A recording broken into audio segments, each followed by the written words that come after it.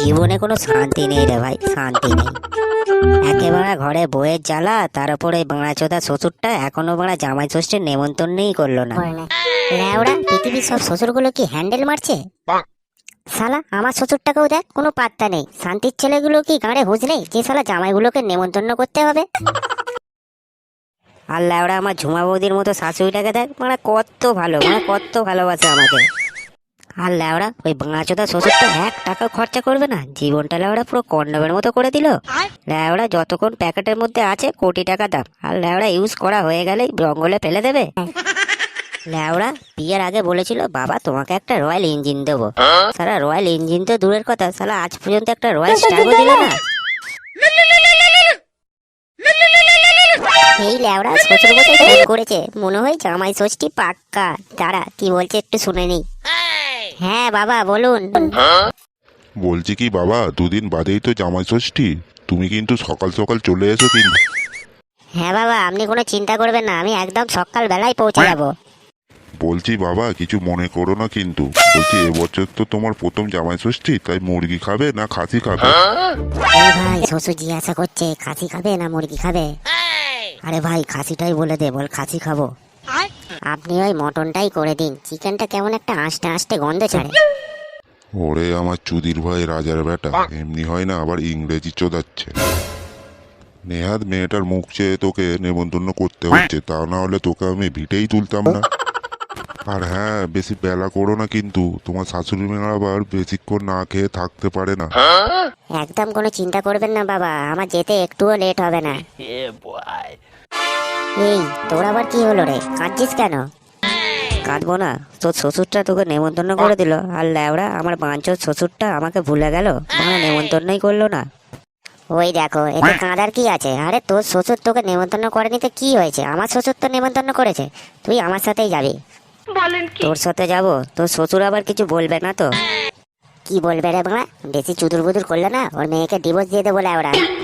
ভাই তুই কিন্তু ভালো, তুই আমার ছোটবেলাকার বন্ধু, আর ল্যাওড়া ওই চুদির বেটা স্ক্রিপ্টের শ্বশুরটা আমার দুঃখটা বইলো না রে। ঠিক আছে তুই ওইসব এখন বাদ দে, তুই আমার সাথে জামাই ষষ্ঠী খেতে যাবি কেমন, বুঝলি?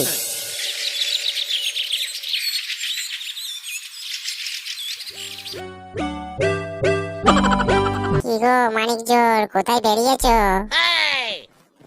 শ্বশুর বাড়ি যাচ্ছি পটল ভাজা খেতে। বাংলাচোদা জানো না আজকে জামাই ষষ্ঠী?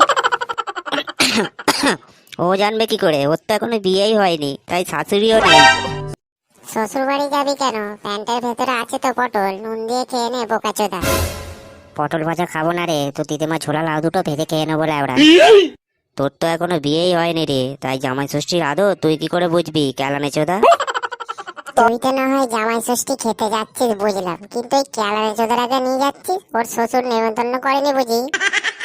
দেখ বাড়া বেশি উল্টো পাল্টা কথা বলবি নি, এক্ষুনি তোকে কেলিয়ে ক্যালেন্ডার করে দেবো ল্যাওড়া। বাদ দে তো ওর কথা, ওর তো কপালে কোনো মেয়েও জোটেনি, তাই শ্বশুর বাড়ির মুখও দেখেনি, তাই আমরা জামাই ষষ্ঠী খেতে যাচ্ছি, ওর বোনা দেখে গাঁড় ফাটছে। ওর সাথে বেশি মুখ ঘাটিয়ে লাভ নেই, চল, না হলে আমাদের ওখানে যাওয়ার যেতে দেরি হয়ে যাবে। মালটাকে সামনে রাখিস ভাই, দেখিস তো শাশুড়িকে দেখে না আবার হ্যান্ডেল মেরে ফেলে।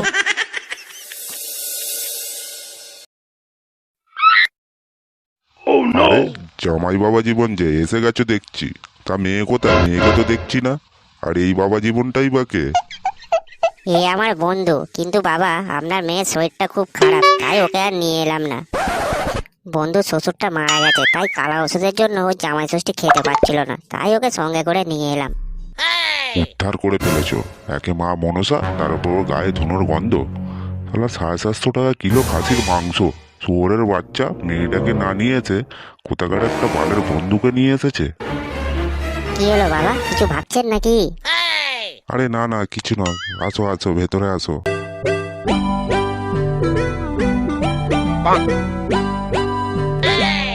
কই গো গিন্নি, তোমার হলো? জামাই বাবা জীবন যে এসে গেছে।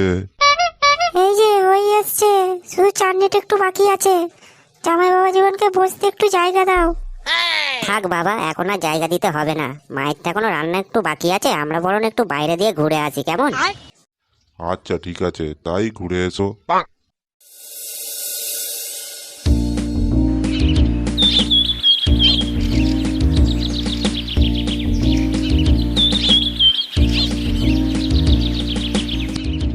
কত সুন্দর পরিবেশ, কত গাছপালা, কত ঝোপঝাড়, দেখে মনে হচ্ছে এখানেই থেকে যাই। দেখিস ঝোপঝাড়ে ঢুকে আবার হ্যান্ডেল না মারা শুরু করে দিস। আরে হ্যান্ডেল মারবো না রে ভাই, টান মারবো টান। টান মারবি মানে কিসের টান মারবি?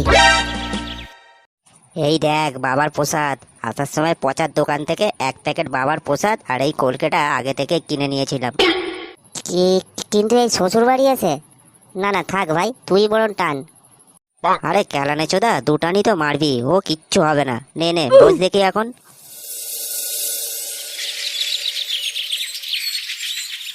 ওই গো, একটু বাইরে বেরিয়ে দেখো না, জামাই বাবা জীবন তো কখন বেরিয়েছে, আমার তো রান্না বান্না সবই হয়ে গেছে। বালের জামাই আমার, শালা সঙ্গে করে মেয়েটাকে নিয়ে আসেনে, কোথাকার একটা বালের বন্ধুকে নিয়ে এসছে, শালা জীবনটাকে পুরো নরক বানিয়ে ছেড়ে দিল। বাদ দাও না, যা হওয়ার তো হয়েই গেছে, একটু বাইরে গিয়ে দেখো, জামাইটাকে ডেকে নিয়ে আসো। মাঝে মাঝে কি মনে হয় জানি, শালা বিয়েটা না করলেই ভালো হতো, এর থেকে ভালো একা থাকতাম আর পাখি হয়ে আকাশে আকাশে উড়ে বেড়াতাম। তোর বোকা চোদা, পাখি হয়ে উড়ে কোনো লাভ আছে?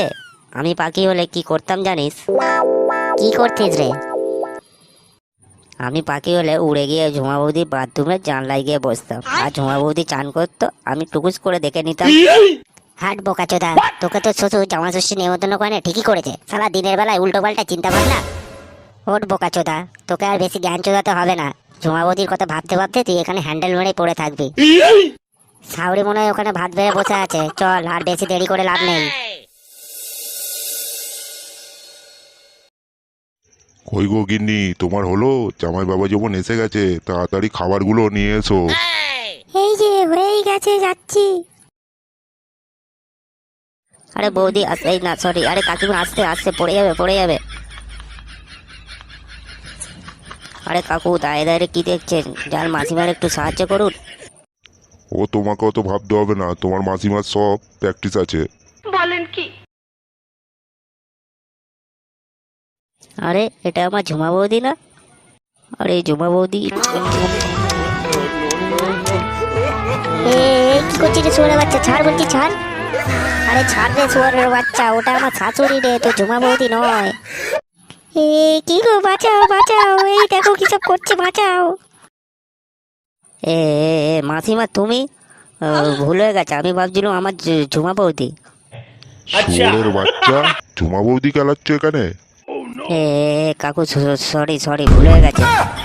লেওড়া ছেলে, সরি সরি, তোর ঘরে আজকে ঢোকাবো। এ কাকু ভুলে গেছে, ছেড়ে দাও কাকু, লাগে ও বাপরে, উড়ি বাপরে বাবারে, উড়ি বাবি, বাঁচা রে ভাই বাঁচা।